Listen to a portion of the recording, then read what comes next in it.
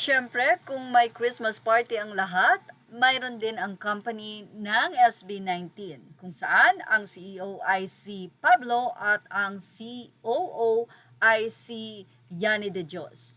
Well, ipinakita nga ng maaring isang staff na si Reyhi Mojica ang nasabi nga pong Christmas party ng Onesie Entertainment. Onesie Entertainment Christmas Party 2025, napakarami at bonggang-bongga nga ang mga regalo. Grabe pang grocery yan, may mayonnaise, may chips ahoy, may pa-wine, may soft drinks, at mukhang punong-puno nga ang bags na ito. Bukod dyan ay may mga nakabalot pang regalo. Grabe, bonggang-bongga, kaya naman say ng mga fans, after few years di na sila magkakasya sa studio dahil mas malaki na ang onesie noon at marami na rin silang talent.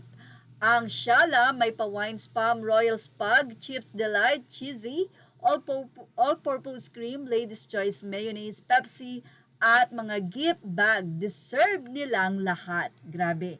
Mukhang napakasarap naman maging staff ng onesie. Paano kayang mag-apply? Sobrang parang napakasarap maging boss ng SB19 dahil bukod sa mga humble, makikita mo na mayroon talaga silang concern sa lahat ng mga taong nakapaligid sa kanila. Sa isang update naman, i-remind ng isang 18 na medyo bumababa nga daw ang SB19. Mga Kaps, bumababa po tayo lalo na sa dalawang category, yung Wish Pop Song at Group OTY. Makikivote po please, 2 weeks pa bago ang deadline. You can vote via Wish website or Wish app. Sa Wish app po kayo mag-vote.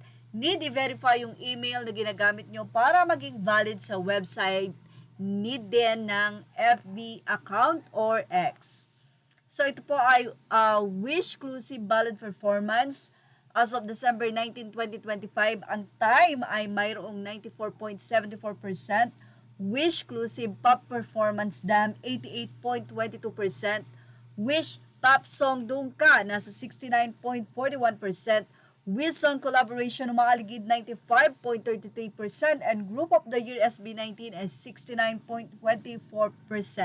Deadline po niyan ay sa January 2, 2026, alas 12 ng gabi. Samantala, kinatuwaan naman ng mga fans ang Showbreak 6 episode Year-End Party with classmates ng SB19.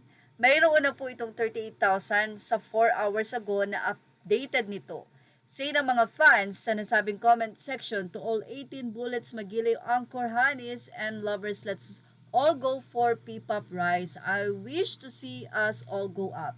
Ito yung deserve support, ito yung humility, unity, lahat ng nagmamahal sa SB19 kasama nilang aangat. That is good.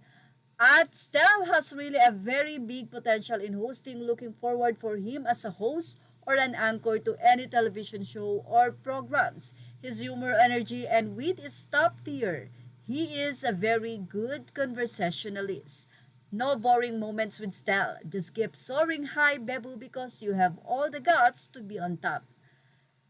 Si naman ang isa, super saya, salamat sa pag-invite sa Horizon. Well, sa mga hindi pa po nakakapanood, panoorin na ang Showbreak Christmas Party ng SB19.